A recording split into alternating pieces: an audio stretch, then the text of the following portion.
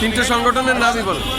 ঢাকা জেলা three-wheeler CNG পরিবহন মালিক সমবায় সমিতি লিমিটেড। আরেকটা ঢাকা জেলা ভারত চালিত সিএনজি অটো রিক্সা মালিক সমিতি। আরেকটা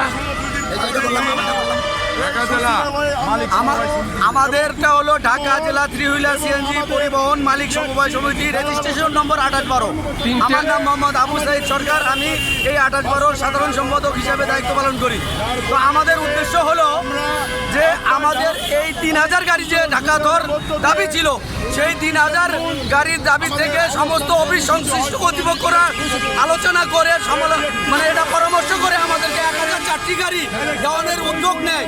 সেই উদ্যোগকে সফল করার উদ্দেশ্যে আমরা বিআরটিএ মহোদয়ের কাছে এবং সচিবালয়ে অনেকবার কাগজপত্র এবং দরখাস্ত দিয়ে থাকি।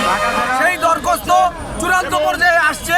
তারা আমাদেরকে দিয়ে সান্ত্বনা দিচ্ছে, তোমরা এটা জীবিকা নির্বাহ করে কাজ করে পরিশ্রম করে, এইটা না করে তারা আমাদেরকে এই অর্ডার না দিয়ে আমাদের অর্ডারকে তালবাহনা করে কালক্ষেপণ করতেছে, বিলম্ব করতেছে।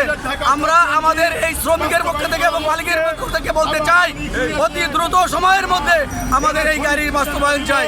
এবং মাননীয় প্রধানমন্ত্রী অনুরোধ করে বলছি, আমাদের এই সংগঠনের যেটা চাওয়া পাওয়া আমাদেরকে যেন অতি সত্বর বুঝে দেয়, আমরা যেন ঢাকা শহরে ইনশাআল্লাহ ভালোভাবে জীবিকা নির্বাহ করতে পারি। আসসালামু আলাইকুম রহমতুল্লাহ। আমাদের দাবি না মানে